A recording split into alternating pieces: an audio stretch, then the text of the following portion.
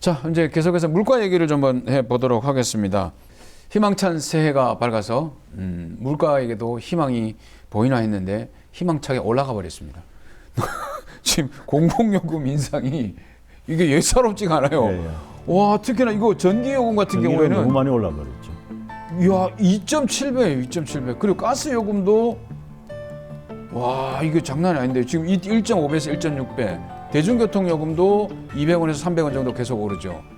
아, 이거 지금 어떡합니까, 이거? 뭐 전기요금이나 에너지 분야가 인상된 거는 이해는 할 수 있겠죠. 그거는 이제 근데 뭐 우크라이나 사태 이런 것들 때문에 에너지 수급에 문제가 생겨서 그런 것들이 반영됐다라고 볼 수 있는 건데, 저는 이런 부분들이 결국은 예컨대 가스공사가 실패해서 그다음에 한전이 실패해서 한전이 경영을 방만하게 해서 그래서 이런 것들을 공기업으로 놔두지 말고 다 팔아치우자 라고 하는 저는 그런 논리로 아마 기결이 될 겁니다. 저는 그게 더 두렵다.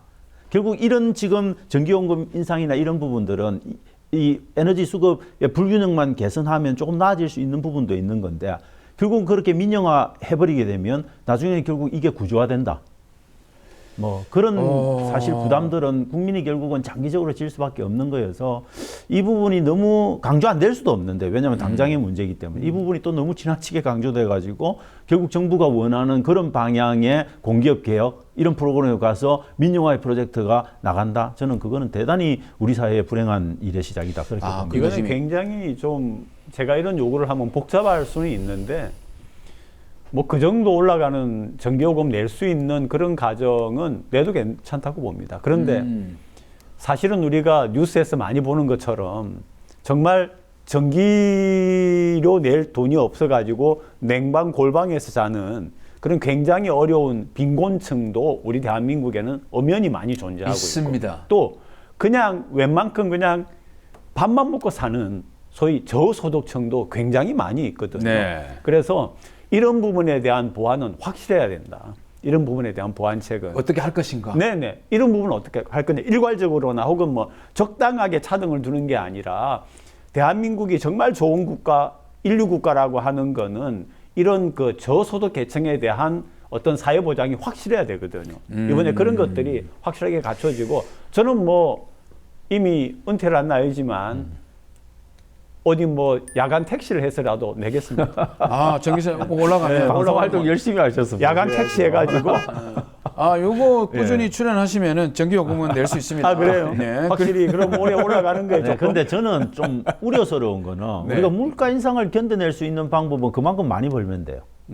근데 물가가 인상하고 인플레이션이 난다. 그런데 한쪽에서는 인플레이션이라고 하는 건 우리 사회가 뭔가 붐업이 되고 덜썩덜썩 한다는 이야기는 생산도 그만큼 활성화되고 그래서 경기가 살아날 가능성을 염두에 둔 경우라고 봐야 돼요. 돈이 풀렸다는 얘기죠. 문제는 지금은 그렇게 물가만 오르고 경기는 오히려 침체되고 있는 즉 스태그플레이션이 지금 구조화되고 있는 이게 문제라는 겁니다. 그래서 물가가 오르면 물가가 오른 만큼 미래의 경제는 오히려 더 경기는 활성화될 거야 라고 하는 그런 희망이라도 있어야 되는데, 지금은 그 희망조차 사라진 상태야. 그래서 오르는 물가만 감내를 해야 되고 내 돈벌이는 더 적어져서 오히려 그 고통이 저는 2중, 3중으로 압력으로 작용하는 그런 상태가 될 가능성, 이게 점점 현실화되고 있는 게 더 문제다. 그래서 이 부분에 대한 거는 정말 윤 정부가 되게 고민해서 경제의 전체적인 방향을 끄집어 가야 되는데, 이분들은 아직도 저는 정치에 관한 그죠 이야기들만 계속 하고 있어서 경제에 대한 이야기들 별로 안 되고 있죠, 사실. 근데 이제 경제가 굉장히 중요하다고 얘기를 하기는 하는데, 사실 물가 부분 같은 경우에는 세계적으로 이렇게 위축이 됐을 때, 이럴 때 정부가 나서 가지고 제가 보기에는 물가의 상승 요인을 조금씩은 잡아주고, 뭐 어떻게 보면 한전이나 가스공사의 그 적자를 감안을 하더라도, 그러니까 감당을 할 수 있을 정도의 적자를 생각하고 막아줘야 되는 거 아닌가, 이런 생각을 했거든요. 먹는 거, 소위 뭐 미국식으로 말하면 빵, 네, 우유, 감자, 그리고 이제 그 따뜻하게 혹은 어느 정도는 더위를 피할 수 있는 집, 이런 기본적인 거를 갖춰주는 게 가장 필요하다고 생각해요. 그 부분은 건드리지 말라는 거죠.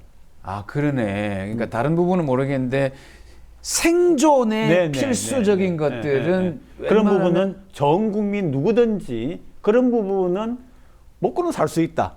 라고 하는 그런 자신감이 있어야 되는 거죠. 그래야 그러네요. 좋은 나라죠. 자, 이제 다음 얘기로 한번 넘어가 보겠습니다. 인구 문제 얘기를 좀 해봐야 되는데 새해가 되면서 우리 특히나 부산 같은 경우는 인구 문제가 더 심하긴 하지만 우리 사회가 급격히 저출산 고령화 사회로 지금 진입을 했는데 이건 아직까지도 일단 뭐 해답을 이 정부에서도 신년사에서도 찾아볼 수 없었고 도대체 어느 방향으로 갈지 국민인 저로서는 굉장히 좀 답답합니다.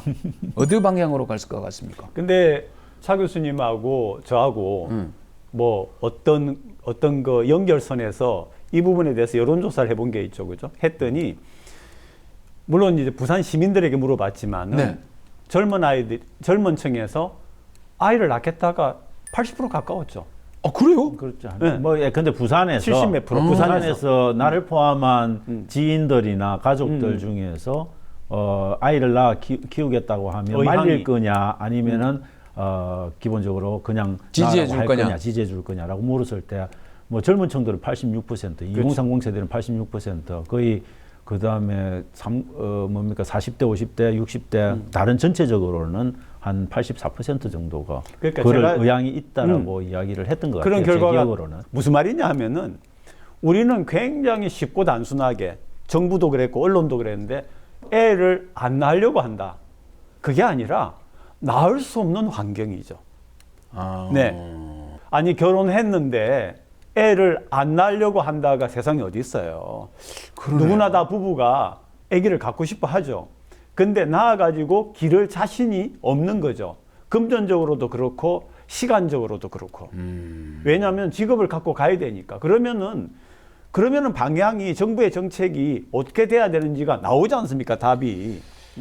애들을 키워줄 수 있는 환경을 만들어야죠. 그렇죠. 근데 이게 아니라 계속 하는 얘기가 아이고 젊은 애들이 말이야 요즘 애들이 말이야 애 안 낳고 지들끼리 잘 살라고 이렇게 엉터리 생각을 하는 거죠. 잘못 생각한 거네요. 네, 잘못한 생각. 예를 들면 아이를 낳지 않으려고 한다라고 하면 그 사람의 의도가 잘못된 게 되니까 개인의 잘못으로 가게 되는데 그리 뭐라고 이건 사회의 책임이지 않습니까, 그죠? 그래서 사회적 책임이고 저는 기본적으로 저출산 정책의 방향들이 갖고 있는 것들은 애를 낳아 키우면 사회의 여러 공공시설들이나 이런 양육 보육시설들만 좀 갖춰주면 해결될 거야 라고 하거나 아니면은 그냥 애 한 명 낳았는데 인센티브 좀 주면 나을 거야 라고 하는 대단히 나이브한 순진무구한 생각을 했던 거죠. 저는 근데 그런 건 아니다. 결국은 기본적으로 출산율 높이는데 정작 필요한 거는 부모가 스스로가 애를 낳아서 자기 힘으로 키울 수 있을 적어도 3년에서 4년 기간만큼은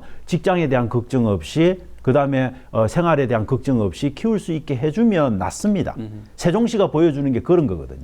세종시가 왜 출산율이 기본적으로 전국 합계 출산율이 가장 높냐? 거기에는 안정된 직장들이 존재를 하는 겁니다. 그죠? 그 다음에 휴직급여나 휴직급여를 받고, 육아휴직급여를 받고, 육아휴직 제도가 굉장히 공무원 사회를 중심으로 잘 발달되어 있는 겁니다. 그러니까 애를 그냥 낳는 겁니다.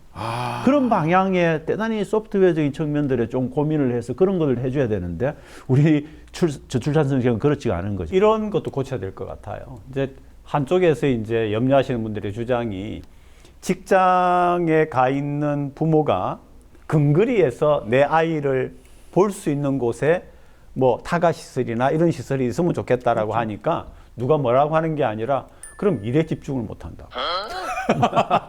아니 미국의 야후라든지 아니 그런 사람이 있대요. 그래서 굉장히 이거는 1960년대 70년대 사고예요. 그러네요. 네, 완전히. 그러니까 미국에 있는 그 앞서가는 기업을 보면은 다 직장 안에 있어요. 그렇죠. 시설들이. 그래서 언제든지 부모가 가서 볼 수 있는 그렇죠. 항상 안심하면서 일을 할 수 있는 우리도 좀 그런 것들이 갖추어지고 그런 문화가 형성되고 그런 것들이 받아들여져야 되는데 그러려고 하면은 방금 제가 말한 진짜 꼰대들이 생각을 고쳐야 됩니다.